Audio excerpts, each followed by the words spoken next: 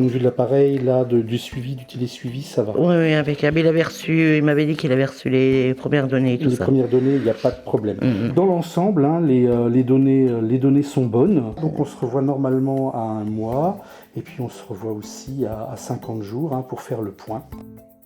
J'ai un asthme profond depuis la naissance. Pour ce qui est de la Borabande, c'est mon médecin, mon pneumologue, Dr Cornu, qui m'a demandé si j'étais d'accord pour bénéficier de la Borabande. Donc j'ai accepté. Pour moi, ça me rassure. Ça me motive aussi à faire plus d'exercices. Il y a un suivi régulier qui se fait avec un kiné à domicile. Ça n'a pas été compliqué du tout pour moi. Hein.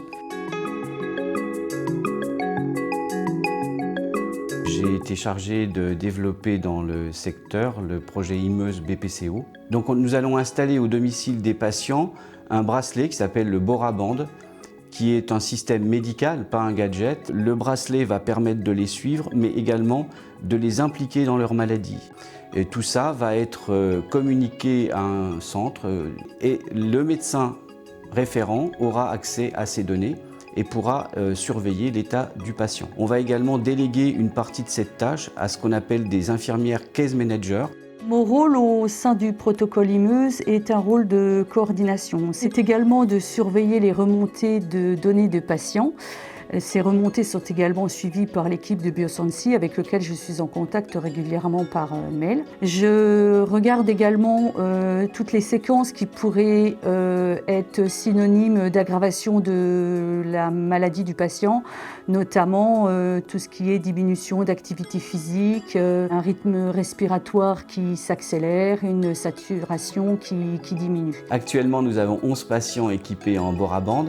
Le but pour la BPCO est d'équiper entre septembre et la fin de l'année une 50aine de patients du bracelet Borabande. Le projet Imeuse comporte également, en dehors de la prise en charge des objets connectés, un parcours de soins, une organisation du parcours de soins avec l'aide d'une plateforme internet qui s'appelle Parceo et qui va permettre de mettre en communication les différents intervenants dans la santé du patient. Ça peut être le médecin généraliste, l'infirmière libérale, le kinésithérapeute, le réseau de soins ADOR qui a en charge l'éducation thérapeutique de ces patients.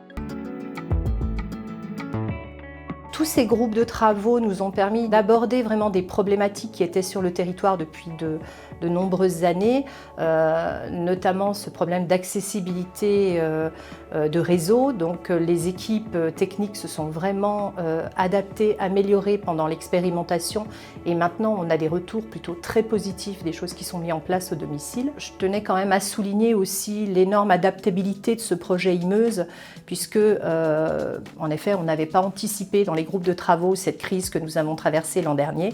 On a travaillé sur les parcours de sortie sous oxygénothérapie pour les patients atteints de Covid.